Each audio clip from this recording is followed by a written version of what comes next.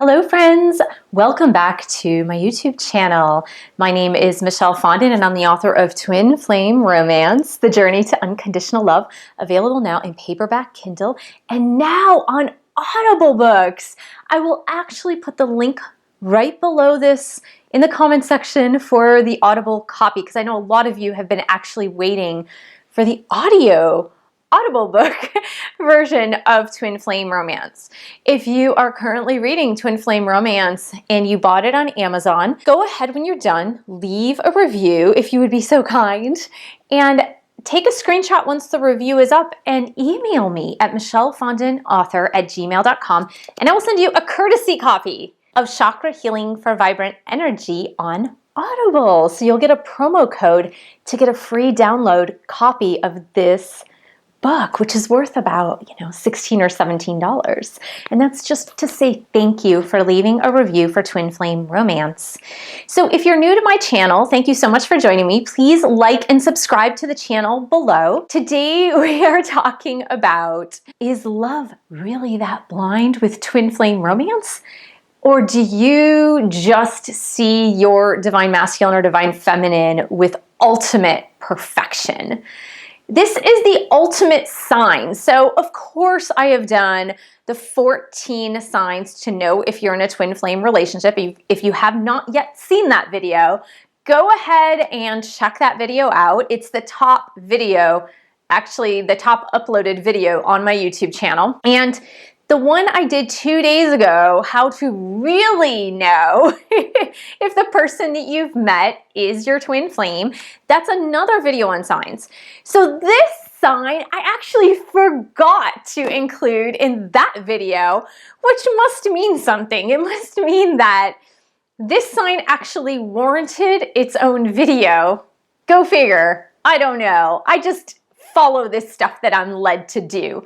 So it's just really interesting because as some of you know, not all of you know, I never intended to be a YouTuber about twin flames. That was never in my field of vision, if you will.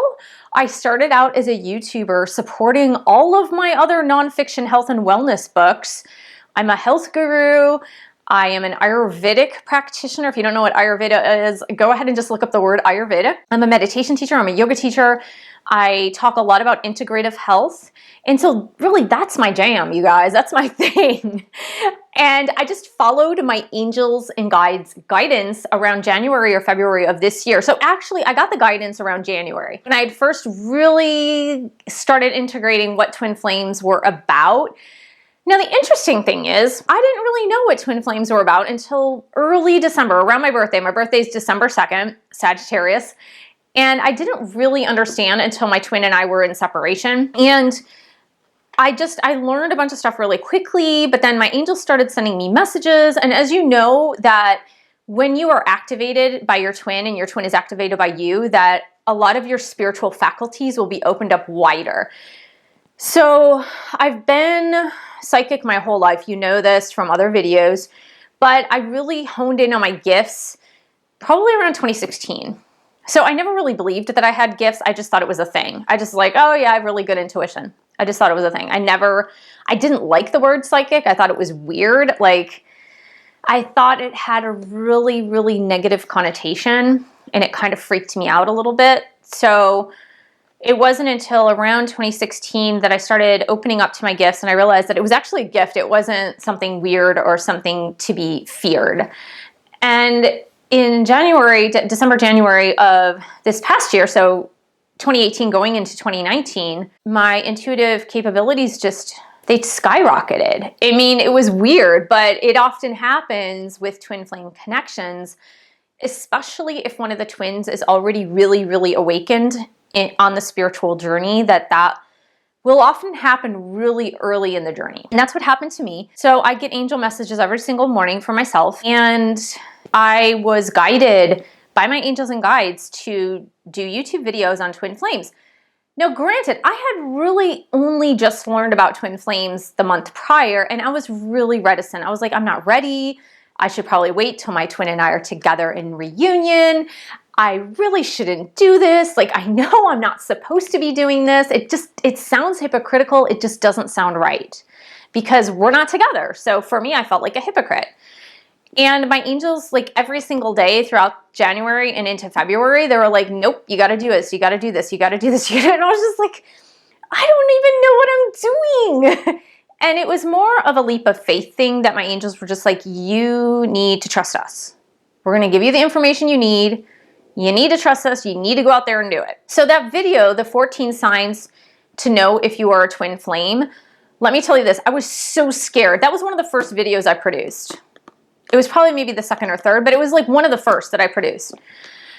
And so I put that out there and I really intuitively received those signs. Yes, I had seen other videos, but I really didn't pay attention to the other videos that I had seen because some of the signs resonated and some did not resonate with me. So when I put together that list of 14, it was only my experience. It wasn't anybody else's experience out there. It was mine. So I really took those 14 signs from personal experience because I said, I can only talk about what I know. I can't really address something that I've never experienced. So I took those 14 signs from my personal story and I was really nervous in doing it because I felt a little bit hypocritical because I said, we're not together and I kind of don't even understand this journey fully. So I feel like a hypocrite. And what's funny is that when I published the video, immediately I got something like 4 dislikes. And I was really shocked because my angels had guided me to do that. And like, honestly, those 14 signs weren't the stuff that I made up. It was just stuff that I had experienced. So I was like, man, I must really not be on the right track because if this video gets a few views and gets like 4 dislikes immediately, I must not be very on target. And I followed my guidance and I just kept going forward and I produced more videos pretty sparsely in the beginning. But then interestingly enough, around May, June, and July of this year, that one video took off and now has like, I don't know, 133,000 views. So I guess my angels knew what they were talking about. I didn't believe them, but they knew what they were talking about. It just probably wasn't right timing when I published that video. So today we are talking about and if you get weepy during this video, it's actually okay. It's really validation that this person truly is your twin flame. This is one point that's kind of unexplainable if you have not yet experienced it. And if you're watching this and the title intrigued you, then you're probably experiencing it. The last sign really is your twin flame is perfect in your eyes. Your twin flame is perfect in your eyes.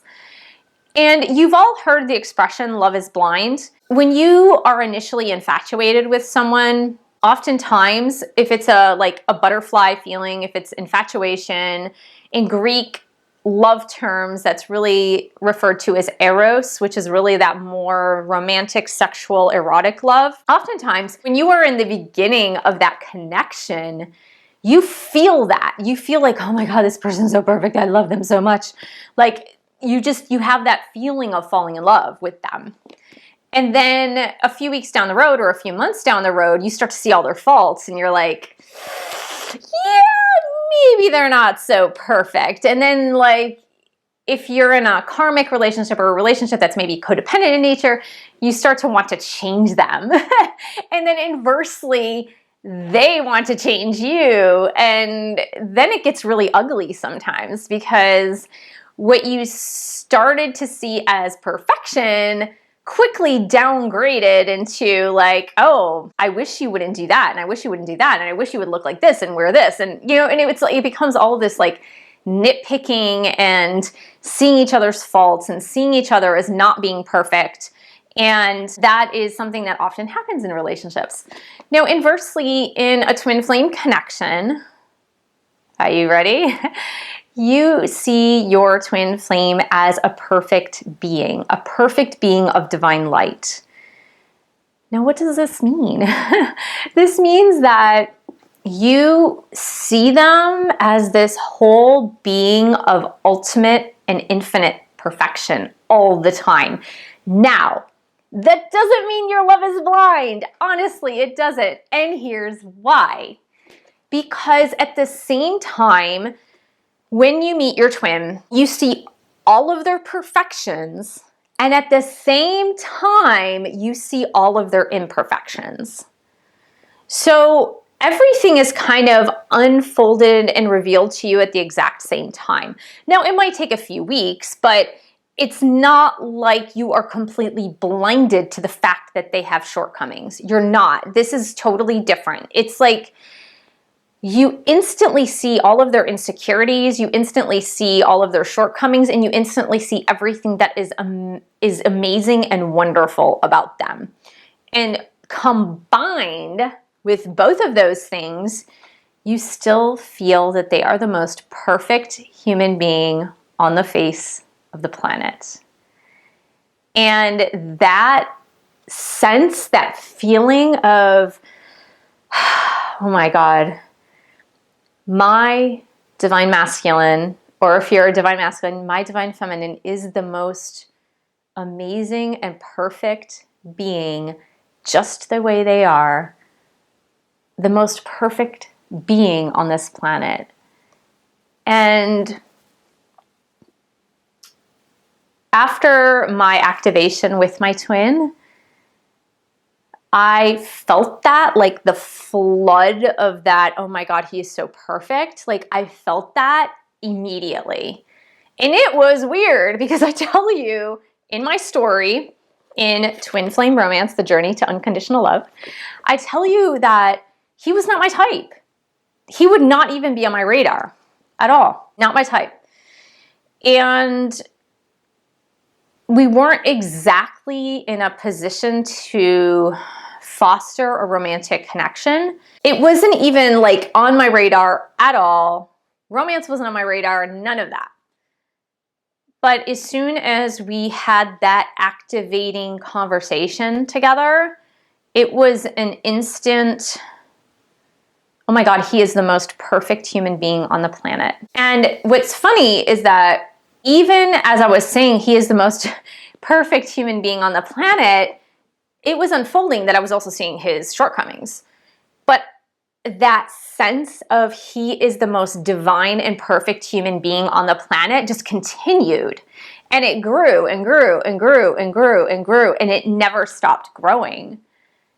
And so it comes to the point where I can see him, I can see his name, I can see a picture of him and just be like, he is the most perfect human being on planet Earth. And it's just this overwhelming feeling of, oh, you are just divine perfection. Like, and it's weird, right? It's such a weird sensation. It's such a weird feeling. Now, for those of you that are women and have bore children, and I say this because I'm imagining science hasn't advanced far enough for men to bear children. But if you are a woman and you have given birth to a child, you kind of know what I'm talking about. That when you have a child and they come out of your own body, that initial relationship, that bonding relationship that you have with your child is that ultimate divine perfection. Like, you know, they have phrases like catchphrases like, oh, you have a face only a mother could love, or, you know, the mother that loves their son, daughter unconditionally. And it's kind of like, well, yeah, okay, you're the mom, so of course you're gonna love them. I remember holding my babies and just like holding them to my chest and just like weeping when they were newborns, like weeping, going, they are so incredibly perfect. And it's just that feeling, that overwhelming feeling of, oh, this being is so incredibly perfect.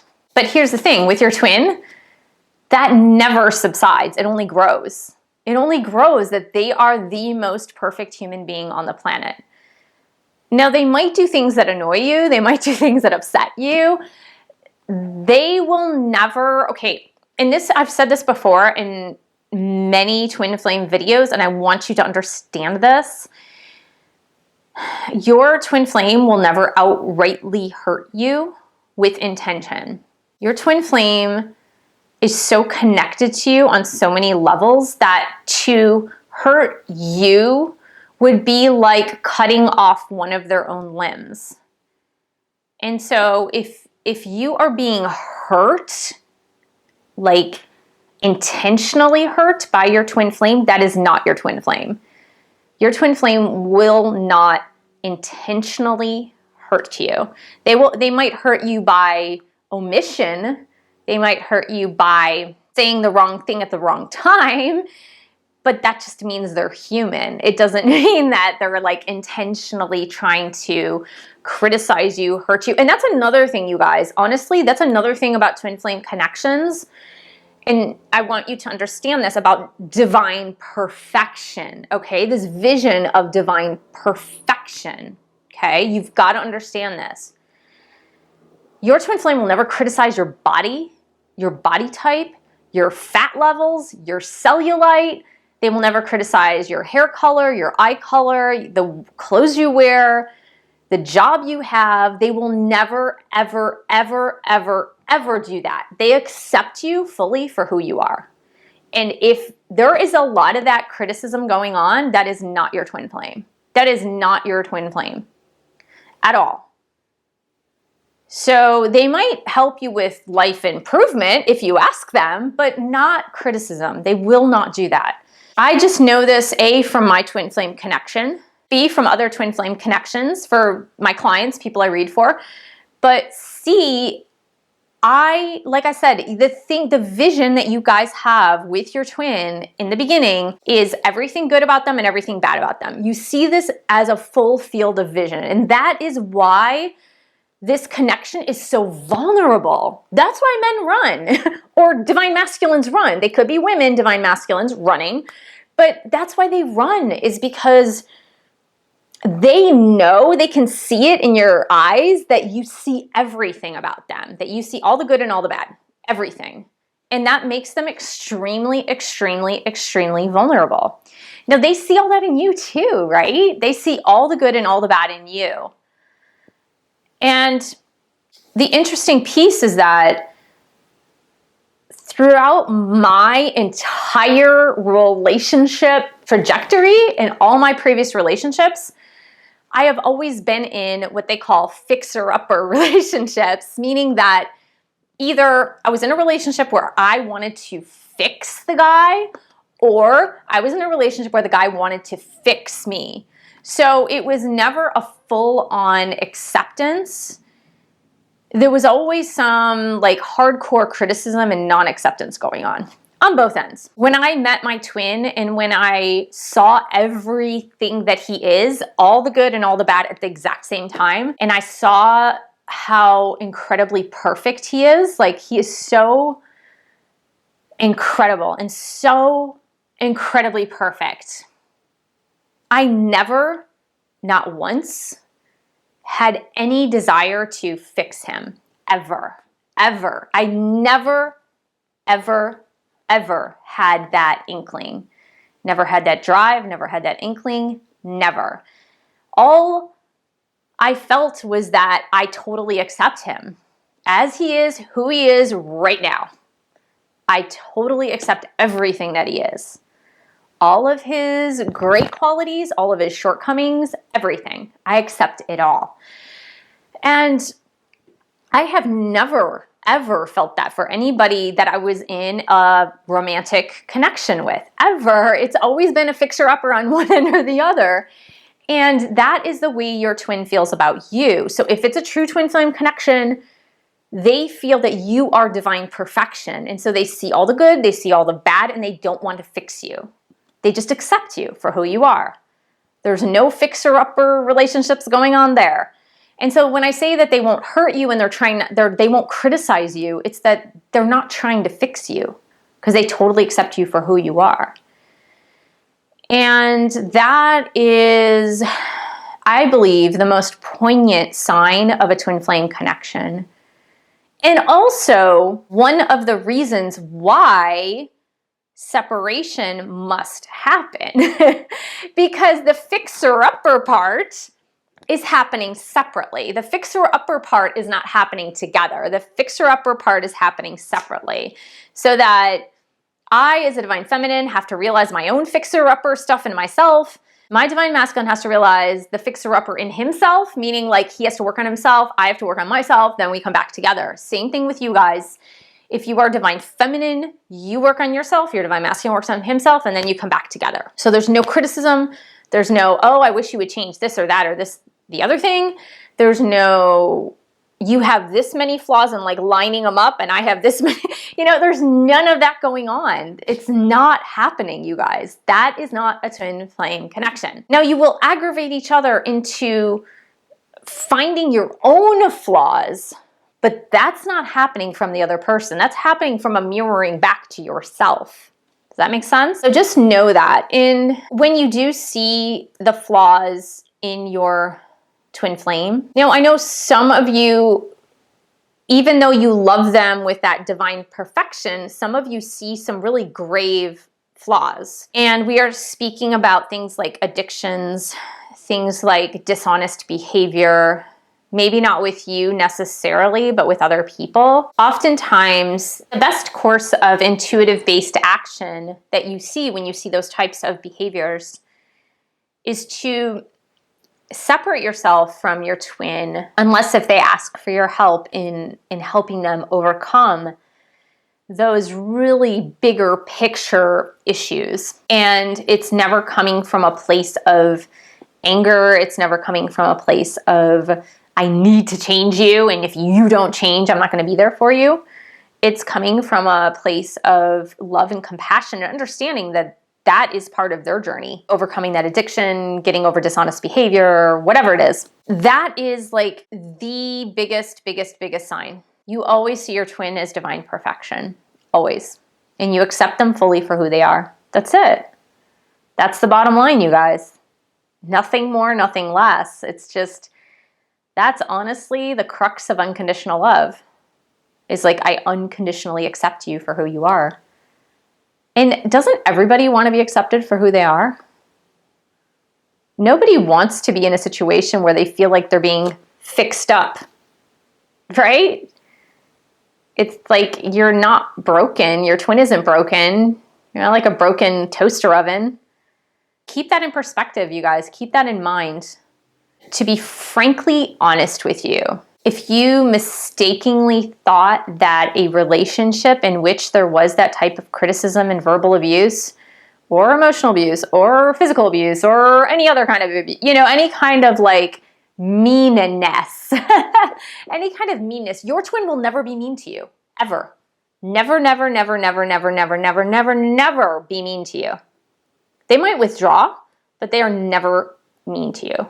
They will never say something just horrible to you.